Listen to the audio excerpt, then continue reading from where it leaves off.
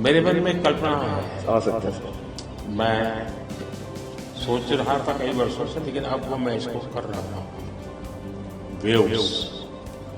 मेरा मत ये है कि इतना बड़ा देश और दुनिया की सबसे ज्यादा फिल्में यहाँ बनती थी। हाँ जी सर। दुनिया में सबसे बड़ी क्रिएटिव इंडस्ट्री यहाँ। यहाँ तो मैं यहाँ वेव्स एक बहुत बड़ा मूवमेंट खड़ा कर रहा हूँ। एक लड़का जब दुनिया में नाम रोशन करता है तो अच्छा लगता है। और आप तो नसीब वाले हो जी, आपके परिवार ने आपका नाम दिलजीत रखा, तो आप जीतते ही जाते हो लोगों को। हम पढ़ते थे, मतलब ये लिखा हुआ सब जगह और खुद कि मेरा भारत महान, लेकिन मेरा भारत महान मैंने इस टूर में एक्चुअल जाना सर। जब मैं भारत घूमा ना जी पूरा, तो मेरे को पता चला ये क्यों कहते हैं मेरा भारत महान। सचमुच में भारत की विशालता एक अपना शक्ति है जी। ये बेनिफिट जनसंख्या इसलिए मिलता है ऐसा नहीं है। हम लोग एक वाइब्रेंट सोसाइटी है। आपकी जर्नी से भी सर हम जब देखते हैं तो मतलब आपने कितना अपनी इकाइयों में हिमाचल चले जाना और सब कुछ छोड़ देना और फिर भगवान का इतना आशीर्वाद हो जाना, ये बहुत बहुत मतलब ये भगवान की मर्जी ही है। तो इसके बिना क्या होता है? हमारे देश में हर इंसान पौधे में भी परमात्मा देखता है। 100% देखते हैं, मतलब हम वेस्टेज नहीं करते हैं। हाँ, थ्रो अवे कल्चर वाले लोग नहीं है। रिसाइकल रीयूज अभी दुनिया में नाम आया है, हमारे तो ब्लड में है। हाँ जी। दुनिया को इसका पता नहीं है। कभी आप अपने कार्यक्रमों के द्वारा ये जरूर कर सकते हैं कि भारत के लोग पर्यावरण की रक्षा कैसे करते हैं। अब जैसे मैंने अभी ये कार्यक्रम चलाया, एक पेड़ माँ के नाम, अपनी माँ को याद करते हुए माँ ले जाओ और पेड़ लगाओ। माँ की जीवन स्मृति बन जाएगी वो। और माँ जिंदा नहीं है तो फोटो लेकर के जाओ, लेकिन माँ को कहो माँ तुम्हारे लिए। तो अपनी माँ जिसने हमें जन्म दिया और ये धरती माता जो जीवन देती है, दोनों को हम एक प्रकार से आज करोड़ों लोग ये काम कर रहे हैं। हाँ। भारत में सबसे बड़ा अगर कोई जादू जिसको कह लो तो वो योग है। और जिसने योगा को अनुभव किया है वो उसकी ताकत जानता है। हाँ जी सर। आपको ये बाहर जाते हैं तो अनुभव क्या आता है? संगीत के इतने बड़े समारोह में जाते हैं तो बाकी लोगों की भाषा, उनकी स्टाइल, नए इमोशंस होते हैं। जी जी सर, मेरे को लगता है सर जैसा उन्होंने बना दिया एक कोचेला को एक फेस्टिवल, या और भी फेस्टिवल्स बड़े होते हैं, हम तो बहुत ज्यादा बड़े कर सकते हैं यहाँ पे सर। और लोग दुनिया भर से ट्रैवल करते हैं ऐसे फेस्टिवल्स के लिए।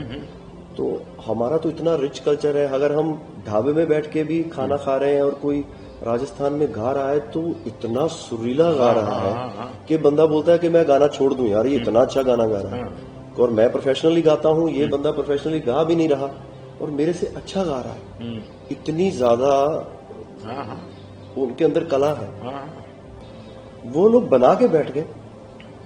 और अगर हमारे इधर कोई ऐसा डेवलप होगा तो दुनिया भर से लोग, मेरे मन में कल्पना है, आ सकते हैं सर। मैं सोच रहा था कई वर्षों से, लेकिन अब वो मैं इसको कर रहा हूँ।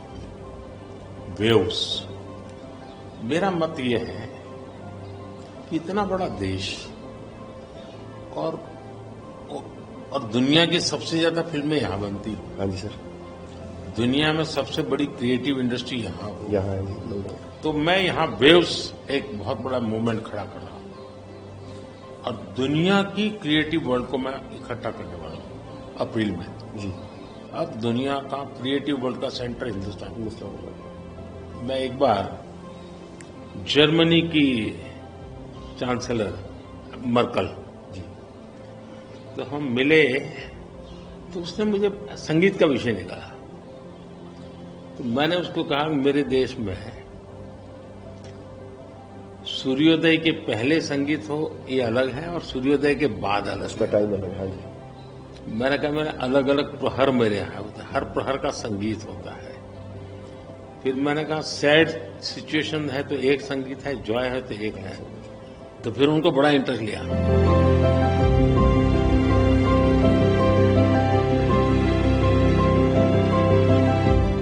मैं सचमुच में साहबजादों का जो बलिदान है, जी सर। लेकिन सिख परंपरा ने उसको जिस प्रकार से निभाया है, जी अद्भुत है। मैं तो पंजाब में रहा हूं तो मुझे मालूम है, माता गुजरी और 7 दिन तक लोग सोते नहीं थे, सच्ची सच्ची जमीन पे सोते हैं जी। हाँ जी, हाँ मुझे खुद को बड़ा इमोशनल अपील करता था। हाँ जी, तो फिर मैंने यहाँ आकर के 26 दिसंबर को हाँ जी, वीर बाल दिवस मना था। हाँ जी, और मैं देश के हर बच्चा को चाहता हूँ कि वो समझे कि कैसे वीरता होती थी, जी सर। आस्था क्या होती थी। कच्छ के अंदर लखपत में गुरुद्वारा है। 2001 में जब भूकंप आया तो उसको काफी नुकसान हुआ गुरुद्वारा को। गुरु नानक देव जी वहां रहे थे तो मुझे बड़ी गहरी चोट पहुंची। तब तो मैं मुख्यमंत्री नहीं था, लेकिन मैं तब एक वॉलेंटियर के रूप में वहां कच्छ में काम करता था। अच्छा जी। भूकंप के 9 महीने के बाद मैं मुख्यमंत्री बना। जी सर। तो मैं कच्छ गया और मैंने पहला काम तय किया, मैं ये गुरुद्वारा को बनाऊंगा। लेकिन मैंने दूसरा तय किया कि मैं वैसा ही बनाऊंगा जैसा उस समय बना था। तो ऐसे लोग कौन मिलेंगे, तो मैंने बहुत ढूंढा, मिट्टी कहाँ से मिलेगी, उस प्रकार की।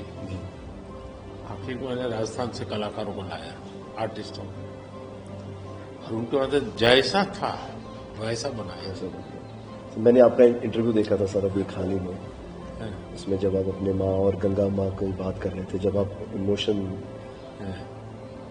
हो गए सर, वो मुझे बहुत टच किया।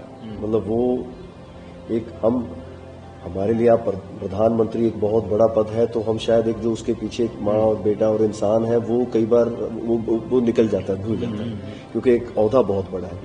लेकिन वो जब आप अपने माँ को लेके और गंगा मैया को लेके, वो जो आपका वो दिल भरा, वो टच होता है सर। पता चलता है कि ये एक्चुअली ये दिल से बात निकली है, तभी दिल तक गई।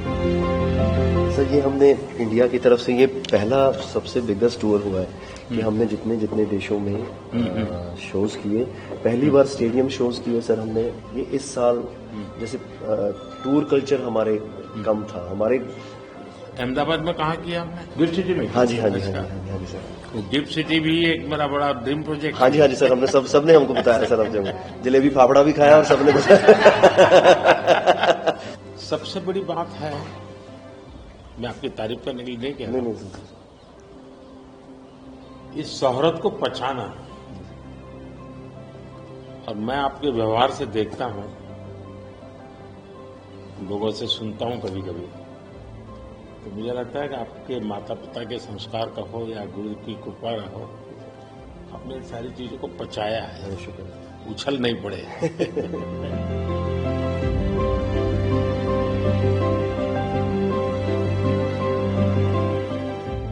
ओ कहंदे किथे है तेरा रब दिसदा ही नहीं, मैं कहा अखां बंद कर ध्यान तर महसूस कर, ए मसला बाहर दी अख दा नहीं अंदर दा है, मैं कहा अखां बंद कर ध्यान तर महसूस कर, गुरु नानक ता अंग संग है, तू ही बस गैर हाजिर है, गुरु नानक गुरु नानक गुरु नानक।